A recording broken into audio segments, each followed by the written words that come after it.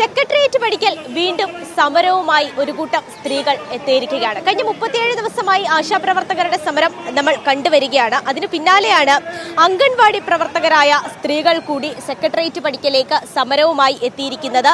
Indian National Anganwadi Employees Federation INTUCന്റെ നേതൃത്വത്തിലാണ് ഇപ്പോൾ അംഗൻവാടി പ്രവർത്തകർ, ഹെൽപ്പർമാരും വർക്കർമാരും ഇപ്പോൾ സമരത്തിലേക്ക് കടന്നിരിക്കുന്നത്. പ്രധാനമായും 10 ആവശ്യങ്ങൾ ഉന്നയിച്ചുകൊണ്ടാണ് ഇവർ ഈ ഒരു സമരത്തിലേക്ക്, രാപ്പകൽ സമരത്തിലേക്ക് കടന്നിരിക്കുന്നത്. ഇന്നലെയാണ് ഈ സമരം ഇവർ ആരംഭിച്ചത്.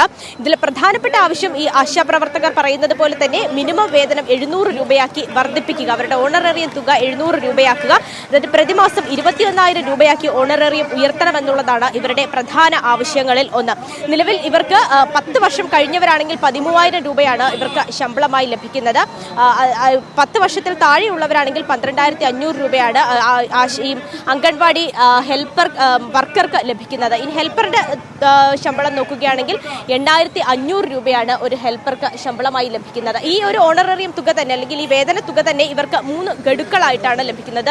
സംസ്ഥാനത്തിന്റെ വിഹിതം ഒരു ഗഡുവായിട്ട് ലഭിക്കും, കേന്ദ്ര വിഹിതം മറ്റൊരു ഗഡുവായിട്ട് ലഭിക്കും, അതുപോലെ തന്നെ പഞ്ചായത്തിന്റെ വിഹിതം മറ്റൊരു ഗഡു. അങ്ങനെ 3 ഗഡുക്കളായിട്ടാണ് ഇവർക്ക് ഈ തുച്ഛമായ വേതനം ലഭിക്കുന്നത് തന്നെ. അപ്പോൾ ഈ ഒരു ഇതിൽ ഒരു മാറ്റം ഉണ്ടാകണം എന്നുള്ള ഒരു കാര്യം ചൂണ്ടിക്കാണിച്ചുകൊണ്ടാണ് ഇപ്പോൾ ഈ അംഗൻവാടി പ്രവർത്തകർ ഇപ്പോൾ സമരത്തിലേക്ക് കടന്നിരിക്കുന്നത്. ഇവിടെയുള്ള ഒരു സമരം ചെയ്യുന്ന ആളുകളോട് തന്നെ നമുക്ക് ഇവരുടെ ആവശ്യങ്ങളെ പറ്റി ചോദിക്കാം. ചേച്ചി, 10 ആവശ്യങ്ങളാണ് പ്രധാനമായി പറയുന്നത്. അത് ഈ വേതന വർധനവ് കൃത്യമായും ഈ ഓരോ മാസവും എല്ലാം തുകയെല്ലാം ഒന്നിച്ച് ലഭിക്കണമെന്നതിനപ്പുറത്തേക്ക് മറ്റെന്തൊക്കെ ആവശ്യങ്ങളാണ് നിങ്ങൾ പറയുന്നത്? അതെ, ഞങ്ങൾക്ക് 3 പ്രാവശ്യമായിട്ടാണ് കിട്ടണത്. അത് തലേ മാസത്തെ ശമ്പളം 1.5 മാസമൊക്കെ ആകുമ്പോഴാണ് ഞങ്ങൾക്ക് കിട്ടണത്. അത് ഒന്നിച്ച് കിട്ടിയെങ്കിലേ ഞങ്ങൾക്ക് എന്തെങ്കിലും ഒരു ഉപകാരമുള്ളൂ. ഇത് 3 പ്രാവശ്യമായിട്ട് കിട്ടിയിട്ട് ഒരു ഗുണവുമില്ല. അതുപോലെ 10 വർഷം കഴിഞ്ഞവർക്ക് 500 രൂപ കൂടുതലുള്ളൂ, അല്ലാത്തവർക്കില്ല. പിന്നെ ഈ gas, water bill, current charge ഇതെല്ലാം അടച്ചു കഴിയുമ്പോൾ ഞങ്ങൾക്ക് പിന്നെ വാടക കെട്ടിടത്തിലുള്ളവരുണ്ട്, അവർക്ക് ഇതെല്ലാം അടച്ചു കഴിഞ്ഞാൽ പിന്നെ ഞങ്ങൾക്ക് എന്തുണ്ട്, ഞങ്ങൾക്ക് വീട്ടിലേക്കുള്ള ആവശ്യത്തിനൊന്നുമില്ല. പിന്നെ പച്ചക്കറി, അതുപോലെ പല ആവശ്യങ്ങളും അംഗൻവാടികളിലുണ്ട്. അതിനൊന്നും ഇത് തികയില്ല ഞങ്ങൾക്ക് ഇതിൽ കൂട്ടിത്തരണം. ഞങ്ങളെ സർക്കാർ ജീവനക്കാരെയൊക്കെ അംഗീകരിച്ച് മതിയാവുള്ളൂ. ശമ്പള വർധനമല്ലാതെ മറ്റെന്തൊക്കെയാണ് ഈ ആവശ്യങ്ങൾ? ഞങ്ങൾക്ക് ES ആനുകൂല്യം പോലത്തെ ആനുകൂല്യങ്ങളൊന്നുമില്ല, അത് വേണം ഞങ്ങൾക്ക്. പിന്നെ ഞങ്ങൾക്ക് മെച്ചപ്പെട്ട ഒരു ജീവിതത്തിന് വേണ്ടിയാണല്ലോ ഞങ്ങൾ ഈ സമരം എടുക്കണം. എന്തായാലും ഞങ്ങൾക്ക് ശമ്പളം കൂട്ടിയേ ഞങ്ങൾ മതിയാവും. ഞങ്ങൾ സമ്മതിക്കില്ല, ഞങ്ങൾക്ക് പോരാടിയേ ഞങ്ങൾ മേടിച്ചെടുക്കും.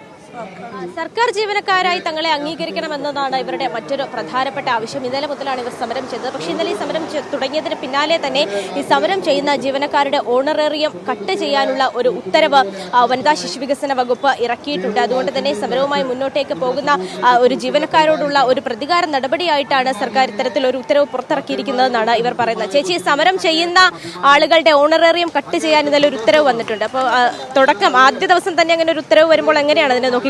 അല്ല, സമരമാണെന്ന് പറഞ്ഞപ്പോൾ അതിന്റെ തലേന്ന് തന്നെ ഉത്തരവ് പുറപ്പെടുവിച്ചു സമരത്തിൽ പങ്കെടുക്കാതിരിക്കാൻ.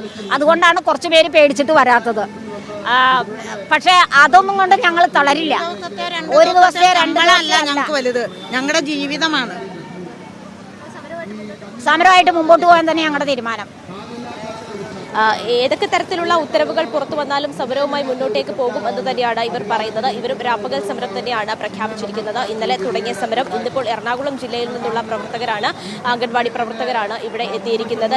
വർക്കർമാരും അതുപോലെ തന്നെ ഹെൽപ്പർമാരും ഇവിടെ എത്തിയിട്ടുണ്ട്. ഓരോ ദിവസവും ഓരോ ജില്ലയിൽ നിന്നുള്ള ആളുകളാണ് വരുന്നത്. അതുമാത്രമല്ല, ഇവിടെ വരുമ്പോൾ അംഗൻവാടികൾ അടച്ചിട്ടല്ല വരുന്നത് എന്നുള്ള ഒരു കാര്യം കൂടി ഇവർ വ്യക്തമാക്കുന്നുണ്ട്. എന്തുതന്നെയായാലും ഏതൊക്കെ തരത്തിലുള്ള ഉത്തരവുകൾ പുറത്തു വന്നാലും, സർക്കാരിന്റെ പ്രതികാര നടപടികൾ മുന്നോട്ടേക്ക് വന്നാലും ഈ ഒരു സമരവുമായി തന്നെ മുന്നോട്ടേക്ക് പോകും എന്നതാണ് ഇവർ പറയുന്നത്. പ്രധാനമായി 10 ആവശ്യങ്ങളാണ് ഇവർ ഉന്നയിക്കുന്നത്. ശമ്പള വർധനമടക്കം 10 ആവശ്യങ്ങളാണ് ഉന്നയിക്കുന്നത്. അതെല്ലാം ലഭിക്കുന്നത് വരെ, അല്ലെങ്കിൽ സർക്കാരിന്റെ ഭാഗത്തു നിന്ന് ഇതുമായി ബന്ധപ്പെട്ടുള്ള അനുഭാവപൂർണ്ണമായ ഒരു നിലപാട് പുറത്തു വരും വരെ ഈ സമരവുമായി മുന്നോട്ടേക്ക് പോകുമെന്ന് തന്നെയാണ് ഇവർ വ്യക്തമാക്കുന്നത്. ക്യാമറ പേഴ്സൺ ജോസ് ഡാഗറിനൊപ്പം സ്വാന്തന സാജു, മീഡിയ 1, തിരുവനന്തപുരം.